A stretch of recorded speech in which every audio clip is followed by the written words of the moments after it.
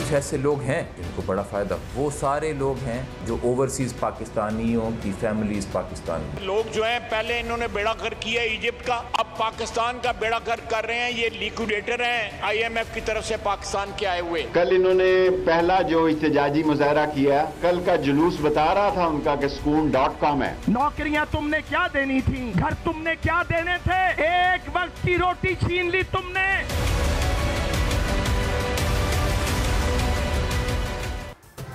Welcome to New Zealand. मैं हूं doctor Maria Zulfikar Khan. Viewers, महंगाई की दुहाई देती अवाम बिलबिला रही है, जबकि दूसरी जानिब हुकूमती अशराफिया अवाम को झूठी तसल्लियां देने को भी तैयार नहीं है। कभी वज़रा के निराले मशवरे आ जाते हैं तो कभी हुकूमती अमवाल की शाख खर्चियों के किस्से आ जाते हैं। महंगाई के बोझ तले दबी अवाम के जख्मों पर नमक पाशी की नई मिसाल कायम होने जा रही है, क्योंकि पंजाब के वसीम अकरम प्लस उर्फ शेरशाह सूरी यानी उस्मान बुज़दार की सरकार एन उस वक्त जब मुल्क में महंगाई का तूफान है तो साईं बुज़दार ने अपनी काबीना को नई गाड़ियां दिलाने की मंजूरी दे दी है। ये उन लोगों पर नवाजिशात हो रही हैं जिनसे लाहौर का कचरा तक नहीं संभाला जाता, बाकी पंजाब का हाल तो छोड़ ही दें। ये गाड़ियां टैक्स पेयर के पैसे से उन लोगों के लिए ख़रीदी जा रही हैं जो साहिब सरवत हैं, अपनी गाड़ियां और उसमें 138 रुपये लीटर का पेट्रोल भी अफोर्ड कर सकते हैं, मगर इक़्तिदार से पहले किए अपने दावों के ऐन खिलाफ आज सरकारी वसाइल का बेदरेक इस्तेमाल करने से नहीं शर्मा रहे। थोड़ा अर्सा पहले बुज़दार सरकार को अपने MPs की तनख्वाहें जो हैं वो महंगाई की वजह से कम लग रही थी तो उनमें इजाफा किया गया। क्या अब कभी इन लोगों से या इन लोगों ने ये सोचा है कि तनख्वाहें जो और BCO अलाउंस जो ये लोग ले रहे हैं उनको लेने के बाद भी अगर इनका गुजारा नहीं होता तो 20,000 से कम तनख्वाह वाले का गुजारा कैसे होता है?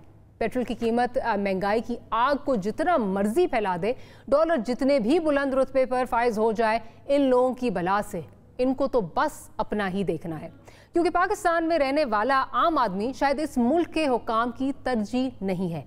हुकूमत के सबसे आम मालियाती इदारे के सरबराह गवर्नर स्टेट बैंक ने डॉलर की बुलंद कीमत की जो शान है इसके बारे में क्या कहा, जरा वो सुन लेते हैं।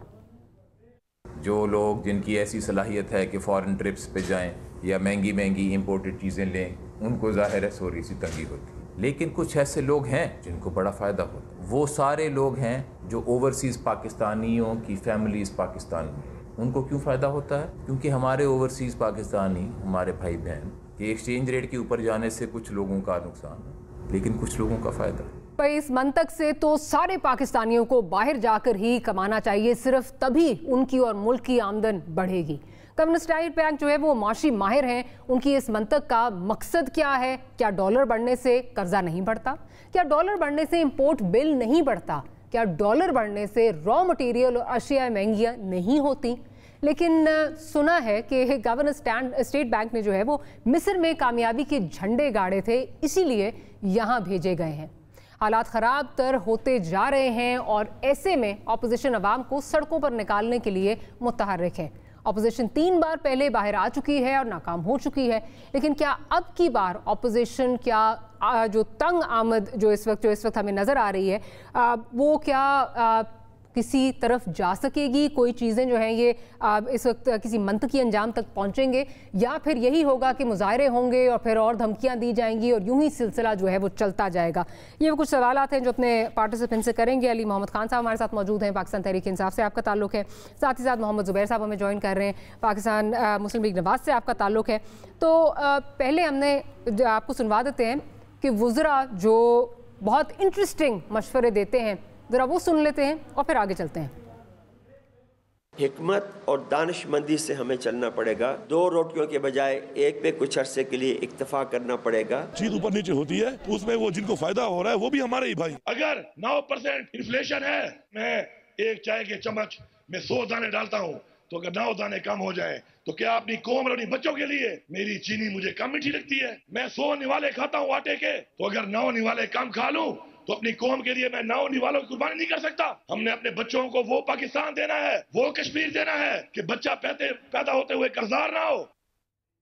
علی صاحب، کیا اپنی قوم اور بچوں کے لیے گاڑیاں جو ہیں وہ ان کی قربانی نہیں دی جا سکتی؟ کیا وجہ ہے کہ اب اتنا ضروری ہو گیا ہے؟ اس وقت ڈبل ڈیجٹس میں انفلیشن جو ہے وہ چل رہی ہے، لیکن بزدار سرکار جو ہے وہ نئی گاڑیاں جو ہیں وہ دینے کے لیے تلی ہوئی ہے. کیا وجہ ہے؟ اس وقت قوم کے بچے اور قوم یاد نہیں آ رہی ان کو؟ بسم اللہ الرحمن الرحیم. اللہم صلی وسلم وبارک علی سیدنا محمد. بہت شکریہ. جو وزراء کے بیان آپ نے دکھائے ہیں، جہاں تک میری سمجھ ہے جو مشتاق غنی صاحب کا ہے وہ تو کم از کم کوئی 1.5-2 سال پرانا بیان آپ نے چلایا ہے. ہاں، علی امین صاحب کا بھی حال ہی میں آیا ہے. مشتاق صاحب والے پہ تو میں کمنٹ نہیں کروں گا کیونکہ وہ کافی ٹائم پہلے کا تھا، مجھے نہیں یاد کس تناظر میں انہوں نے بات کی تھی. لیکن جو علی امین صاحب ہے، دیکھیں شاید ان کے الفاظ کا چناؤ اس سے آپ ایگری نہ کریں. جو ان کی اسپرٹ ہے، اسپرٹ ان کی یہ ہے علی امین صاحب کی کہ وہ قوم کو یہ کہنا چاہتے ہیں کہ مشکل وقت ہے، اور مشکل وقت میں مرد بحران عمران خان صاحب کے ساتھ آپ کو کھڑا ہونا ہوگا، مشکلات کا ہمیں سامنا کرنا ہوگا، تھوڑی بہت قربانی بھی دینی ہوگی تاکہ پاکستان اپنے پیروں پہ جو ہے وہ کھڑا ہو سکے. کیونکہ آج پاکستان جس دلدل میں ہے وہ قرضوں کے دلدل میں ہم نے نہیں جکڑا. آج اگر ہم IMF کے پاس گئے ہیں تو اس لیے گئے ہیں کہ پاکستان کو مقروض اور تباہ حال، معیشت کو تباہ و برباد حالت میں مشرف صاحب کے بعد جو ہے زرداری صاحب اور پھر میاں صاحب چھوڑ کے گئے. تو یہ ایک میسیجنگ ہے، مشکلات کی صورتحال تو ہے، اس میں کوئی انکار نہیں ہے. جہاں تک پنجاب گورنمنٹ کی آپ نے بات کی ہے، میرے پاس اب ایگزیکٹ انفارمیشن نہیں ہے کہ کون سی گاڑیاں کن کے لیے دی جا رہی ہیں، لیکن اگر زیادہ ضرورت نہ ہو تو اس وقت حالات ایسے ہیں کہ اوائڈ بھی کیا جا سکتا ہے. لیکن اگر ضرورت ہو، ظاہر ہے ریاست کا کام بھی چلنا چاہیے تو ٹھیک ہے، لیکن اگر زیادہ ضرورت نہ ہو اور موجودہ گاڑیاں جو ہے وہ کام کر رہی ہوں یا آپ کے پاس اویلیبل جو پول ہے گاڑیوں کا اس سے کچھ عرصے کام چل سکتا ہو، تو یہ اگر ضرورت ہو بھی تو پاپولر ڈیسیجن نہیں ہوگی، پولیٹیکلی کریکٹ. تو میں سمجھتا ہوں کہ اگر اس پہ نظر ثانی کرنے تو بہتر ہے. ہاں، اگر بہت ضرورت ہے اور کچھ گاڑیاں خراب ہیں تو ٹھیک ہے، خراب گاڑیوں کو ریپلیس کرنے کے لیے. لیکن بہرحال میں یہ سمجھتا ہوں کہ جو مشکل صورتحال ہے، تو جس طرح ہماری مرکزی کابینہ نے 3 سال سے اپنی تنخواہیں نہیں بڑھائیں، اور اسی طرح جب ہم نے تنخواہیں نہیں بڑھائیں تو پہلے سال جو ہے جو ہماری فوج ہے ان کی بھی تنخواہیں نہیں بڑھی تھی پہلے سال، انہوں نے بھی قربانی کا وہ کیا تھا. تو میں سمجھتا ہوں پھر سب اس میں اپنا برابر کا حصہ ڈالیں. کیونکہ بہرحال عمران خان صاحب بڑے کلیئر ہیں کہ انہوں نے اس وقت کسی بھی شاہ خرچی کی طرف نہیں جانا. اس وجہ سے PM ہاؤس کی، PM آفس کی، کابینہ کی ساری ہماری خرچے جو ہیں وہ بہت حد تک کٹ ڈاؤن ہو چکے ہیں. ٹھیک، چلیں آپ کا پوائنٹ آ گیا. آپ نے کیونکہ کہا کہ جی 1.5 سال پرانا سارٹ جو ہے وہ چلایا آپ نے. مسئلہ یہ ہے کہ اس وقت بھی مہنگائی کا مسئلہ تھا، آج بھی مہنگائی جو ہے وہ مہنگائی ہی مسئلہ ہے، اس لیے اس کی ریلیونس جو ہے وہ بنتی ہے. اور باقی وہی بات، مشکل وقت ہے تو قوم نے ساتھ کھڑے ہونا ہے. تو قوم نے اگر ساتھ کھڑے ہونا تو 37 گاڑیاں جو یہ آرڈر کی ہیں، 37 کی 37 گاڑیاں خراب ہو گئیں. پنجاب حکومت جو کہ عمران خان صاحب ایک طرح سے کہا جاتا ہے کہ وہ ریموٹ کنٹرول سے چلا رہے ہیں، وہ عمران خان صاحب کی من و منشا کے بغیر جو ہے یہ فیصلے کس طرح کر سکتی ہے؟ میں ذرا زبیر صاحب کی طرف چلتی ہوں. زبیر صاحب، BCO الاؤنسز جو ہیں وہ ملتے ہیں، گنوانا شروع ہوں تو میرا خیال ہے ختم ہی نہ ہو. اس کے بعد بھی عوام کو آپ کہیں کہ چینی کا دانہ جو ہے وہ کم کھا لو، آپ اپنا پیٹ جو ہے وہ کاٹ لو، لیکن یہ 37 گاڑیاں بہت ضروری ہیں. ایک تو اسپرٹ کی بات کی تھی علی نے، وہ بات اسی تناظر میں لیتے ہیں چلیں اس کو جو علی امین گنڈاپور صاحب نے کہا یا اس سے پہلے اسپیکر صاحب نے کہا. لیکن ہم کیوں قربانی، یہ دیکھیں تحریک انصاف جو ہے، اور علی میرے سے ایگری کریں گے اس بات سے اور آپ سب ایگری کریں گے، پولیٹیکل پارٹیز دنیا بھر میں پاکستان بشمول ہمیشہ الیکشن کیمپین میں جاتی ہیں اور وعدہ کرتی ہیں کہ ہم ان جو حالات ہیں ان کو امپروو کریں گے، بیٹرمنٹ کی طرف بات کرتے ہیں. تحریک انصاف واحد جماعت ہے میرا خیال ہے دنیا کی ہسٹری میں جس نے کہا نہیں ہم صرف امپروو نہیں کریں گے، ہم پاکستان کے جو اعداد و شمار ہیں اس میں بہتری کی بات نہیں کر رہے، بلکہ ہم ایک پورا نظام جو ہے اس کو تہس نہس کر دیں گے جس کو پرانا پاکستان کہتے ہیں، اس کے بدلے ایک حسین نیا پاکستان ان اصولوں پر جو گولڈن ایرا تھا، اسلامک ایرا جس کو ریاست مدینہ کا کہتے ہیں، اور اس میں ہر چیز چینج ہو جانی چاہیے تھی. 2.5 کروڑ بچے بھی اسکول میں جا رہے تھے اور عوام میں بھی خوشحالی تھی. اور ہر چیز تھانہ کچہری کلچر انصاف کے تقاضے سب چیزیں زبردست ہو رہی تھیں. یہ تھا تصور. اب مسئلہ یہ ہے کہ چوتھے سال اگر آپ یہ آ کے کہیں کہ وہ تصور تو چھوڑ دیں, وہ ہم امپرومنٹ کی بھی بات نہیں, اب قربانی کی بات ہے. چوتھے سال میں ہم قربانی کی بات کر رہے ہیں. تو وزراء جب یہ کہیں چوتھے سال میں قربانی کی بات کریں تو ایسا کیا ہوا ہے کہ جی اب ہم قربانی کی طرف جانا شروع کر دیں. جہاں تک آئی ایم ایف کا تعلق ہے, دیکھیں جون 2013 میں پی ایم ایل این کی حکومت آئی تھی, ہمیں بھی آئی ایم ایف کے پاس جانا پڑا تھا. ہم نے آج تک یہ مڑ کے نہیں کہا تھا دیکھیں جی ہمیں کیا ملا تھا. ہمیں جو ملا تھا ساری قوم کو پتا تھا, ہم نے وعدے کیے تھے کہ اس کو ہم امپروو کریں جیسے کہ پی ٹی آئی نے کیے تھے. اب چوتھے سال میں تو بہت سے تو ممالک میں جس طرح امریکہ میں 4 سال کا ٹرم ہوتا ہے آپ کے پاس. 4 سال میں آپ اتنا ٹرم کا مطلب یہ ہوتا ہے, اتنا پیریڈ ہوتا ہے جس میں آپ مکمل طور پر اپنے مینیفیسٹو کو امپلیمنٹ کر سکتے ہیں. اگر آپ چوتھے سال میں بھی جا کے یہ کہیں گے تو میرا سوال یہ ہے کہ 5ویں سال جب جائیں گے, جب ختم ہونے والا ہوگا, اس وقت بھی یہی کہیں گے کہ آئی ایم ایف ہمیں ملا تھا. ہر حکومت, ہر پولیٹیکل پارٹی, پاکستان نہ صرف, ہر جگہ امریکہ میں بھی چیلنجز ہوتے ہیں. ہمارے پاس چیلنجز تھے, دہشت گردی کا چیلنج تھا, بجلی کا تھا, معیشت کا تھا, آئی ایم ایف کا تھا, تمام چیلنجز تھے. بہت سی چیزوں میں ہم نے امپروو کیا, لیکن ہم نے ایک چیز سیکھی تھی جو میں علی کو کہوں گا کہ وہ اپنے وزیر اعظم اور سب کو کہیں, کابینہ, ہمیں سینس آف اچیومنٹ کا تھا کہ جی ہم یہ کر کے دکھائیں پھر ہم جا کے یہ بولیں گے. ایک جو آسان طریقہ ہوتا ہے کہ جسٹیفیکیشن فار فیلئر جب آپ دینا شروع ہو جائیں کہ جی دیکھیں ہمیں یہ ہوا تھا, دیکھیں جی ہمیں آئی ایم ایف ملا تھا, دیکھیں جی ہم قرضے ملے تھے, دیکھیں جی ہمیں کرونا مل, تو یہ تو پھر یہ ریزنز فار فیلئر ہیں, وہ ہم بیٹھ کے سن سکتے ہیں, لیکن کیا عوام کو اس سے بہتری آ جائے گی؟ نہیں آئے گی. پوائنٹ آپ کا آ گیا, لیکن مسئلہ یہی ہے نا کہ جو یہ سٹیٹمنٹس ہیں یہ آتی جا رہی ہیں, اور یہ مطلب اگین چاہے وہ وزیر اعظم کہیں کہ جی آپ نے گھبرانا نہیں ہے, یا مشتاق غنی صاحب یہ مشورے دیں, یا ہمیں بتایا جائے اب سردیاں آ رہی ہیں کہ جی گیزر جو ہے وہ لگژری ہے, چاہے جس نے بھی کہا ہو, this talks about the attitude of the current government, اور وہ کتنے کوسوں دور ہیں عام عوام کے جو مسئلے ہیں ان سے. اب اسی طرح کی ایک چیز جو ہے وہ رضا باقر صاحب نے جو ہے وہ فرما دی ہے, ہم نے آپ کو سنوائی بھی ہے, ذرا پہلے وہ سن لیتے ہیں اور اس کے بعد پھر آپ کو سنواؤں گی کہ خان صاحب کیا کہا کرتے تھے. جن کی ایسی صلاحیت ہے کہ فارن ٹرپس پہ جائیں یا مہنگی مہنگی امپورٹڈ چیزیں لیں, ان کو ظاہر ہے تھوڑی سی تنگی ہوتی ہے. لیکن کچھ ایسے لوگ ہیں جن کو بڑا فائدہ ہوتا ہے. وہ سارے لوگ ہیں جو اوورسیز پاکستانیوں کی فیملیز پاکستان میں, ان کو کیوں فائدہ ہوتا ہے؟ کیونکہ ہمارے اوورسیز پاکستانی, ہمارے بھائی بہن کے ایکسچینج ریٹ کے اوپر جانے سے کچھ لوگوں کا نقصان ہے, لیکن کچھ لوگوں کا فائدہ ہے. اچھا جی, آپ نے رضا باقر صاحب سے سن لیے, اب ذرا سنتے ہیں کہ خان صاحب کیا کہا کرتے تھے. ڈالر جب اوپر جاتا ہے تو کیا ہوتا ہے, کون رسپانسبل ہوتا ہے, ذرا سن لیتے ہیں. جب یہ دونوں آئے تھے زرداری اور نواز شریف, $1.60 کا تھا, آج $1.125 کا ہوا. روپیہ 10 سال پہلے $60 تھا, آج $125 ہے, یعنی کہ 10 سال میں جو عوام کی دولت آدھی ہو گئی. مارکیٹ میں روپیہ $130 پہ ڈالر پہ پہنچ گیا. $20 گرنے میں آپ سب پہ اس قوم کے اوپر 1000 ارب روپے کے مزید قرضے چڑھ گئے. $1 $100 کا تھا, آج 2018 میں $1 $125 کا پہنچ گیا. یعنی کہ اس کا مطلب کہ اگر آپ کے بینک کے اندر 2013 میں $125 پڑا تھا, آج صرف $100 رہ گیا. قوم غریب ہو گئی ہے. جب $1 ڈالر کے سامنے گرتا ہے, آپ کو پتہ ہے آپ کے اوپر کتنا قرضہ چڑھتا ہے؟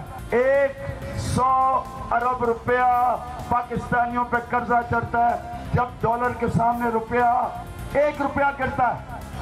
ابھی $5 گرے ہیں, تو سوچے ہیں کہ اب سب پہ 500 ارب روپے کا قرضہ چڑھ چکا ہے. اور یہ کس نے چڑھایا, کس کی وجہ؟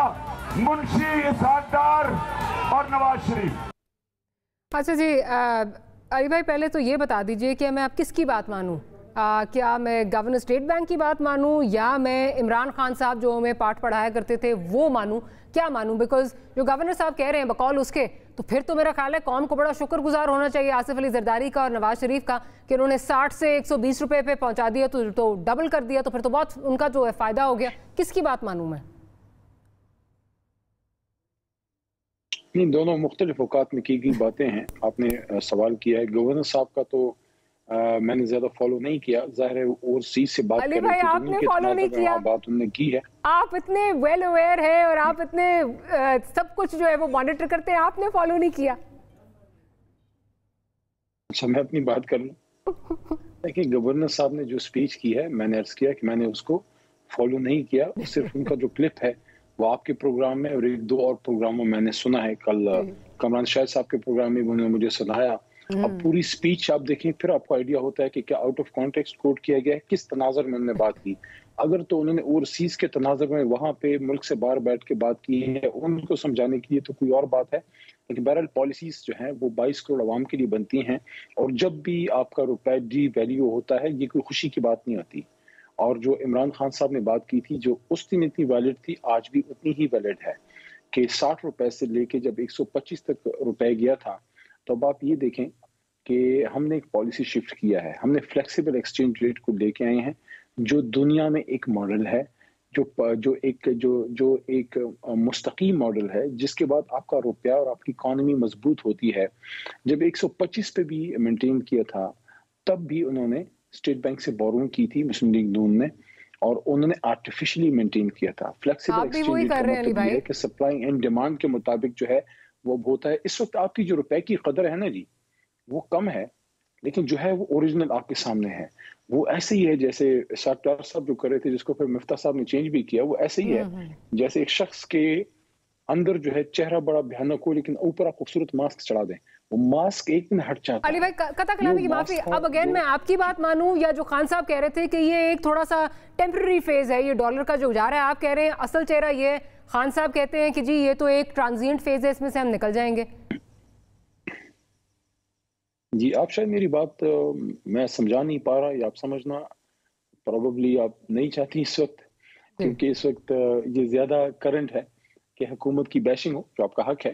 لیکن میں اپنی بات دوبارہ وہی کرتا ہوں، دونوں سیم باتیں ہیں جو میں اور خان صاحب نے جو کی ہے جو میں آپ کے سامنے رکھ رہا ہوں وہ یہ ہے کہ جو اسحاق ڈار صاحب نے جو شکل دکھائی تھی وہ اصل شکل نہیں تھی. اچھا کہ آپ کا روپے اگر 120 125 تک کچھ عرصہ 100 پہ بھی مینٹین رہا، اگر آرٹیفیشلی مینٹین ہے تو وہ ماسک ہے.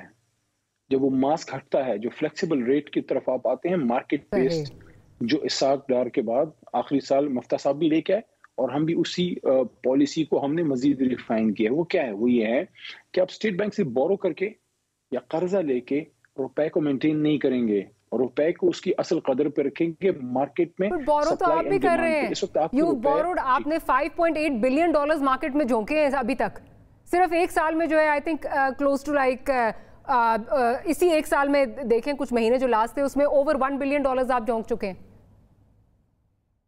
نہیں، روپے کو مینٹین کرنے کے لیے اسٹیٹ بینک سے بوروئنگ جو ہے اس حکومت کی ابھی تک زیرو ہے. فائنانس منسٹر جو ہے ہمارے حفیظ شیخ صاحب اور شوکت ترین صاحب دونوں آن ریکارڈ ہیں کہ انہوں نے آن ریکارڈ یہ بات بجٹ میں کی کہ ہم نے اسٹیٹ بینک سے بوروئنگ روپے کو مینٹین کرنے کے لیے نہیں کی. ہاں اگر انہوں نے مارکیٹ میں جو ہے پیسے ڈالے ہیں تو روپے کی آرٹیفیشل مینٹیننس کے لیے نہیں کیے ہوں گے.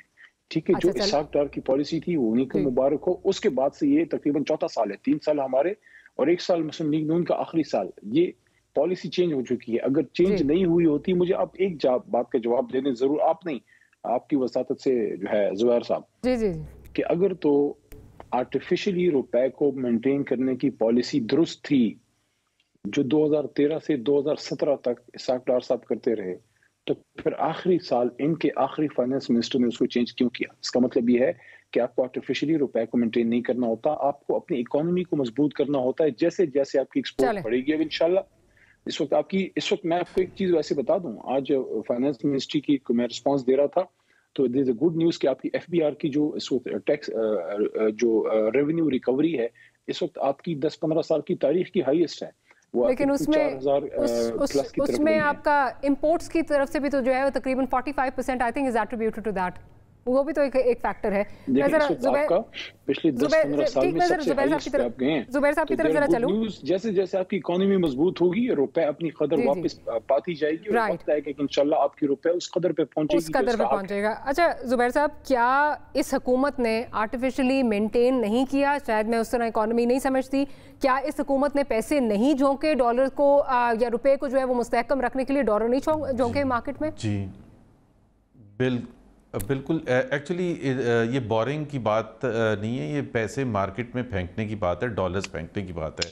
तकरीबन $5.5 बिलियन पिछले 3 साल में, जिसमें आपने सही कहा $1.2 बिलियन पिछले 4 महीने में स्टेट बैंक ऑफ पाकिस्तान ने मार्केट में फेंके हैं रुपए को स्टेबलाइज़ करने के लिए, लेकिन उसके बावजूद नहीं हुआ। सो वो जो क्रिटिसाइज़ करते थे डार साहब की पॉलिसी को कि जी वो मार्केट में फेंक के स्टेबलाइज़ करने, हम तो स्टेबलाइज़ भी कर रहे थे और उसका डायरेक्ट एक देखें देयर इज़ अ कनेक्शन। और मैं अली को ये समझा देता हूँ, प्राइम मिनिस्टर साहब को भी बता दें कि देखें आपने अल्टीमेटली अचीव क्या करना है। एक तो आपने रुपए की कदर कम इसलिए रखनी है ताकि आपकी महंगाई में इजाफा ना हो। अभी अगर हम बांग्लादेश से और इंडिया से मिसाल के तौर पर कंपेयर करें, मई 1 से लेके अभी तक इंडिया में डेप्रिसिएशन हुई है, डिवैल्यूएशन हुई है 1.8% उनकी करेंसी की अगेंस्ट डॉलर, बांग्लादेश में हुई है 1.1%, पाकिस्तान में हुई है 12%। सो जब ये कहते हैं कि पेट्रोल इतना महंगा है, पाम ऑयल इतना महंगा हो गया, इंपोर्ट हमारी इतनी महंगी हो गई है, तो उसमें एक डायरेक्ट जो रिज़ल्ट है वो इनकी जो स्टेट बैंक ऑफ पाकिस्तान की नाअहली है, जिसकी वजह से आपका 12% डिवैल्यू हुआ है। दूसरी वजह जो है इनकी इतनी मैसिव डिवैल्यूएशन की कि ये जो असल जो हमारे ऊपर क्रिटिसाइज़ करते थे कि जी आपका ट्रेड डेफिसिट बहुत बढ़ गया, असल में मसला ये है कि आपका 3 महीने में ट्रेड डेफिसिट $12 बिलियन से ज़्यादा हो गया। अब जब गैप $12 बिलियन से ज़्यादा 3 महीने में होगा तो जाहिर है मांग बढ़ेगी डॉलर की और उसकी वजह से ऊपर जाएगा। अभी आर्टिफिशियली उसको रोकने के लिए ये क्या कर रहे हैं, आज के दिन मैं पर्सनली उसकी एविडेंस दे सकता हूँ कि, और मेरे ख्याल है न्यूज़ में भी आ रहा है, $500 से ज़्यादा आप जाके नहीं ले सकते और पता नहीं वो फिंगरप्रिंटिंग वेरिफिकेशन और पता नहीं क्या क्या करवाना पड़ता है।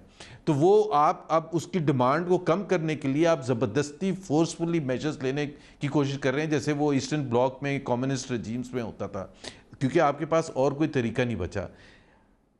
असल चीज़ क्या है, अगर आर्टिफिशियली हमने 5 साल तक महंगाई कम रखी थी और जब हम छोड़ के गए थे तो 3% पर छोड़ के गए थे, अगर मसनूई तौर पर कर, तो भाई आपका क्या ख्याल है मसनूई तौर पर नहीं करना चाहिए क्या लोगों को जान से मार के आप ये क्रेडिट ले रहे हैं कि जी ये बड़ा ज़बरदस्त हमारा इकोनॉमिक फार्मूला है। और दूसरी बात ये है कि जो स्टेट बैंक के गवर्नर ने कहा उसमें 2 बुनियादी नुक्स हैं।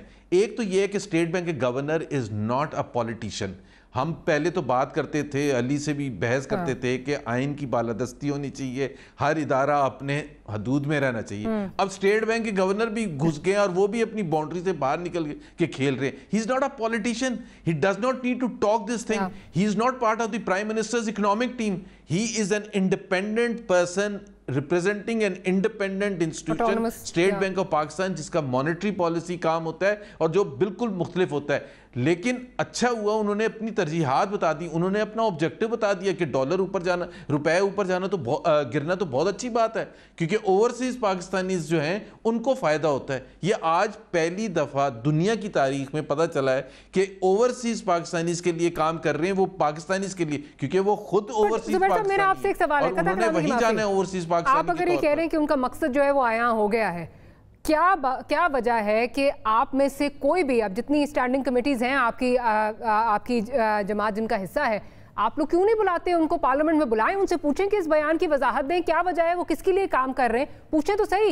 ये टेलीविजन टॉक शोज पे आके या तनकीद करके फायदा क्या होगा, असल फोरम तो वो है, वहां क्यों नहीं बुला रहे आप लोग? बिल्कुल सही बात है आपकी। आई थिंक 100% एग्री करता हूँ, और मैं ये ख्वाजा आसिफ से इसके फ़ौरन बाद बात भी कर लूँगा कि उनको ज़रूर बुलाएं पार्लियामेंट्री कमेटी में, जो भी रेलिवेंट फाइनेंस की पार्लियामेंट्री कमेटी है फॉर एग्जांपल, या सेनेट की जो भी है, उसमें बुलाएं और उनसे ज़रूर वजाहत लें, और दोनों चीज़ों की वजाहत लें।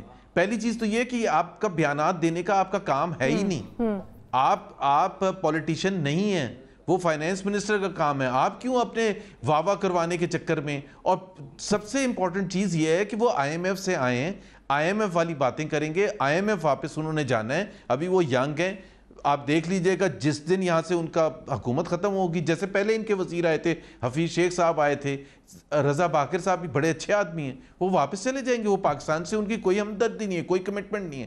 سو بنیادی جو چیز ہے کہ اگر وزیر اعظم کو سمجھانے کی کہ بھائی خدا کے لیے اس بات کو بھول جائیں کہ اسحاق ڈار نے کیسے کیا تھا. اگر مصنوعی طور پر 55 روپے چینی کی قیمت آ سکتی ہے, مصنوعی طور پر دالوں کی قیمت کم ہو سکتی ہے, مصنوعی طور پر آٹے کی قیمت کم ہو سکتی ہے, تو کر لینا بھائی, مجھے بلا لیں, میں مشورہ دے دیتا ہوں کہ کیسے کرنی ہے. یہ چلیں آپ کو بلا لیں, مشورہ دیتے ہیں. علی بھائی سے کہتے ہیں, علی بھائی سے پوچھیں مصنوعی طور پر نہیں کرنی, ہم نے لوگوں کو جان سے مارنا ہے, پاورٹی کے نیچے دھکیلنا ہے, اور پھر ہم نے احساس پروگرام پڑھا دینا ہے, اور پھر ہم نے واہ واہ کروا دی کہ دیکھیں جی بریک لینی ہے. بریک کے بعد یہ جو پوائنٹس اٹھائے زبیر صاحب نے والی علی بھائی کی طرف ضرور لے کے جاؤں گی. چھوٹی سی بریک لیتے ہیں, بریک کے بعد حاضر ہوتے ہیں, گفتگو یہیں سے کنٹینیو کریں گے.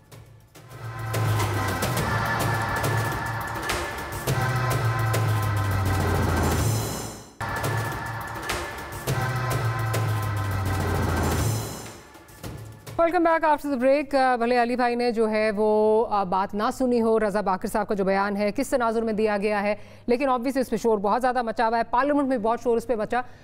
اس پر خواجہ آصف صاحب کیا فرما رہے ہیں, ذرا وہ سن لیتے ہیں. گورنر اسٹیٹ بینک جو ہیں وہ اس قسم کے بیانات دیتے ہیں. ابھی تو ہم نے ان کو پی ایس سی میں بلایا تھا, پوچھا تھا کہ یہ ہاٹ منی جو آئی ہے ان کا بتائیں. 13.25% لوگوں کو انٹریسٹ دیا فیوریبل ریٹ کے اوپر, دوبارہ پیسہ باہر چلا گیا. کن لوگوں کا پیسہ تھا $3 بلین, یہ کسی کو نہیں پتا. انہوں نے کہا یہ سیکرٹ ہے. لوگ جو ہیں پہلے انہوں نے بیڑا گر کیا ایجپٹ کا, اب پاکستان کا بیڑا گر کر رہے ہیں. یہ لیکوڈیٹر ہیں آئی ایم ایف کی طرف سے پاکستان کے آئے ہوئے, ہمارے ملک کو دیوالیہ کر رہے ہیں اپنی مانیٹری پالیسیز کی وجہ سے. یہ باہر چلے جائیں گے. اچھا علی بھائی, کیا یہ لمحہ فکریہ واقع نہیں ہونا چاہیے کہ ایک آدمی جس کے پاس اتنا امپورٹنٹ پورٹ فولیو ہے, وہ اس ملک کے جو 50 لاکھ ہاؤس ہولڈز ہیں جو اوورسیز سے منسلک ہیں, وہ اس کی انٹرسٹ تو واچ آؤٹ کر رہا ہے, لیکن جو 3.5 کروڑ ہاؤس ہولڈز ہیں ان کے انٹرسٹ جو ہیں وہ اس کی ترجیحات میں شامل ہی نہیں ہے, اور بڑے کنوینئنٹلی وہ اس سے نکل جاتا ہے. وہ کوئی بات اس کی کوئی پوچھ گچھ ہی نہیں ہے.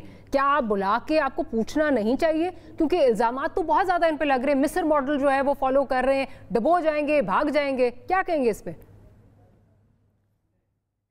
نہیں, وہ آئیں گے تو ظاہر بات چیت تو ہوگی. میں اصولی طور پہ جو ہے اختلاف رکھتا ہوں خواجہ صاحب کی بات سے. اس کی وجہ یہ ہے کہ یہ بالکل جو بھی ہم نے انٹرنیشنل اداروں کی بات کی ہے یا کچھ ایک کانسیپٹ ہے دنیا میں, فائنینشیل ہٹمن کا بھی ایک کانسیپٹ ہے. اکثر اس کے حوالے سے خان صاحب بھی بات اپوزیشن میں کیا کرتے تھے, لیکن وہ اس ملک کے ڈیفنس منسٹر بھی رہے ہیں, energy minister for energy and power بھی رہے ہیں خواجہ صاحب, اور میرے خیال میں شاید فورن منسٹر بھی رہے تھے, پرابلی مجھے یاد نہیں ہے, لیکن آئی تھنک رہے تھے, لیکن ڈیفنس منسٹر رہے ہیں. اب Pakistan not a banana republic, اس کی کوئی اتنی کمزور بنیادیں نہیں ہیں کہ کوئی جو ہے آ کے اس کو اس طرح سے بٹھا دے گا, اس کی قرقی کرا دے گا, ایسا نہیں ہے. آپ پالیسیز پہ بالکل کرٹیسزم کریں, جس طرح ابھی ان کا بیان آیا ہے رائٹ ہے, آپ کو بھی رائٹ ہے, خواجہ صاحب کو بھی رائٹ ہے, ہم میں سے بھی بہت سے لوگوں کو اس پہ دو رائے ہوگی.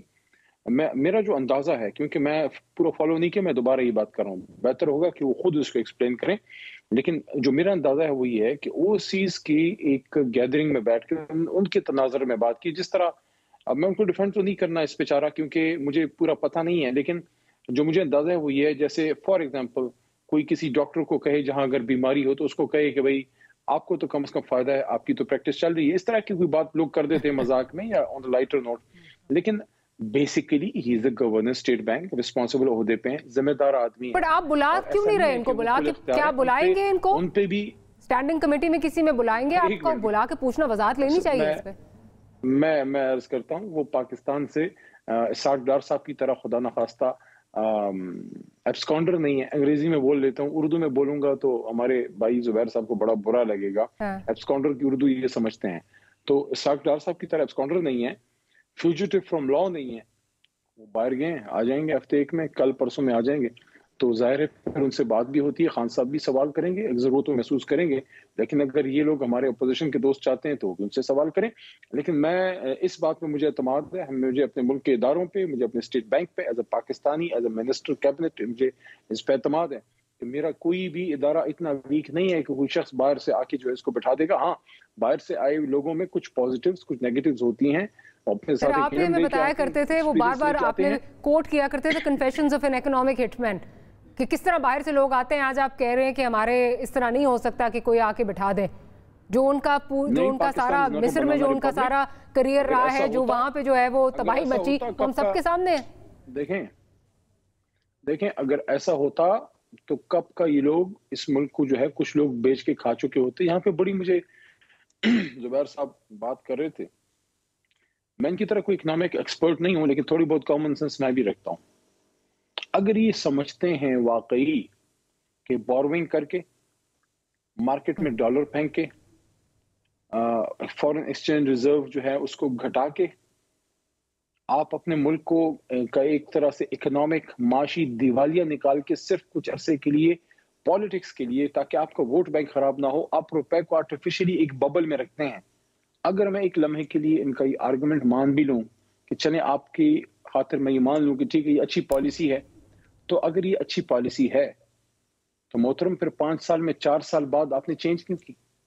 اسحاق ڈار صاحب جب ملک سے فیوجیٹو ہو گئے، اردو میں اس کو فراری کہتے ہیں، جب ملک سے نکل گئے تو مفتاح صاحب کو جب آپ نے رسپانسبلٹی دی ابھی پروگرام میں لے کے آئیں، کیا مجھے مفتاح صاحب یہ کہہ سکتے ہیں کہ کوئی ایک وجہ بتا سکتے ہیں کہ کیوں انہوں نے اسحاق ڈار صاحب کی اس پالیسی کو ریورس کر دیا اور اس کو مارکیٹ کے فلیکسیبل ایکسچینج ریٹ پہ لے کے آ گئے؟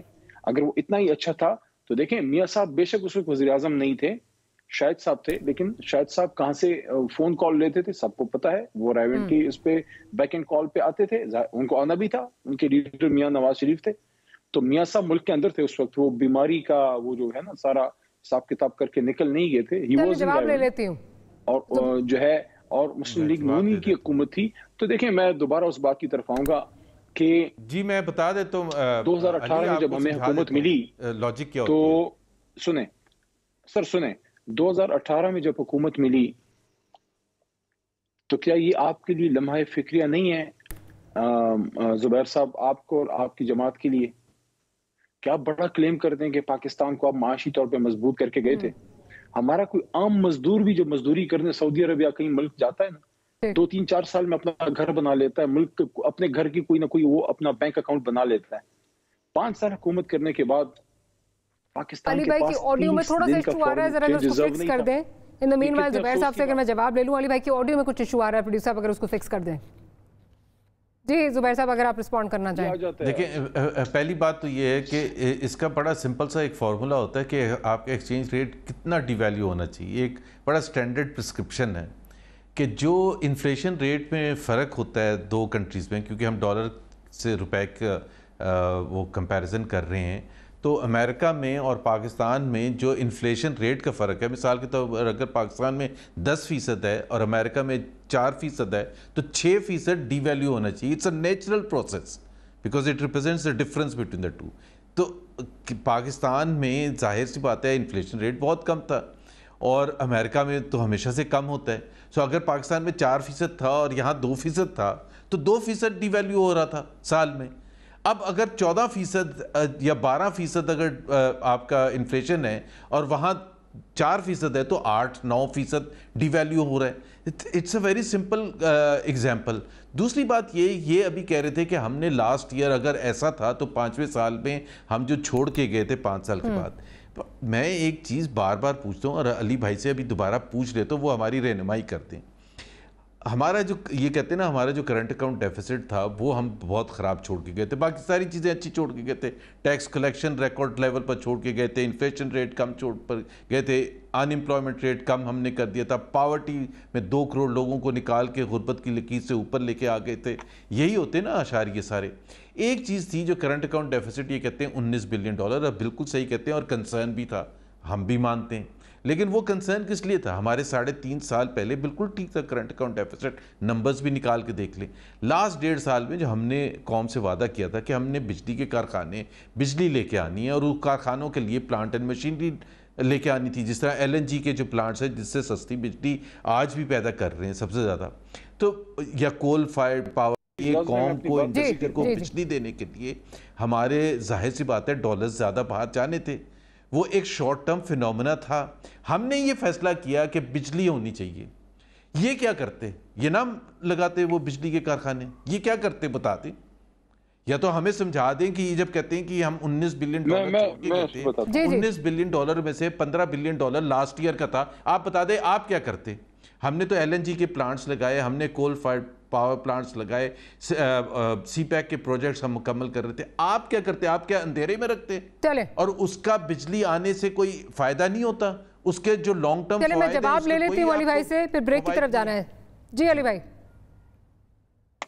دیکھیں دو باتیں کروں گا. آج فائنانس ڈویژن ظاہر نہیں تھے ملک میں، شوکت صاحب تو ان کی جگہ میں ریپرزینٹ کر رہا تھا، سوالوں کے جواب دے رہا تھا. تو کچھ فگرز جس پہ ہم بات کرتے تھے اسٹیٹ بینک کے، گورنمنٹ آف پاکستان کے اوتھینٹک فگرز سامنے آئے. وہ زیادہ موقع تو مجھے قومی اسمبلی میں نہیں مل سکا، لیکن میں اس کو شاید اگلے اجلاس میں اس کو فگرز کو میں پریزنٹ بھی کروں. اور دوسرا، بجٹ کے دوران جو پاور ڈویژن کا تھے کوسچنز، کٹ موشنز، تو وہ حماد صاحب جو منسٹر تھے اس کے، تو میں ان کی جگہ میں نے وہ سارا کیا تھا، کیونکہ وہ اس وقت بزی تھے FATF کے ایشوز میں، تو مجھے ادھر رسپونڈ کرنا پڑا 1-2 دن کے لیے. اور وہ اس پہ میں نے جب کچھ فگرز دیے تو وہ بڑا دیکھیں الارمنگ ہے. میں بالکل ایگری کرتا ہوں زبیر صاحب سے کہ بالکل آپ کو پاور بنانی چاہیے تھی، سستی بنانی چاہیے تھی. آپ کو ہائیڈرل کی طرف زیادہ جانا چاہیے تھا، رینیویبل انرجی کی طرف زیادہ جانا چاہیے تھا، فرنس کی بجائے LNG کی طرف، سستی LNG کی طرف جانا چاہیے تھا. جو آپ کلیم کرتے ہیں کہ آپ گئے بھی، لیکن فرنس از آلویز ایکسپینسو، لیکن LNG کی طرف آپ نے جو اس وقت کانٹریکٹ کی آپ نے مہنگے کیے.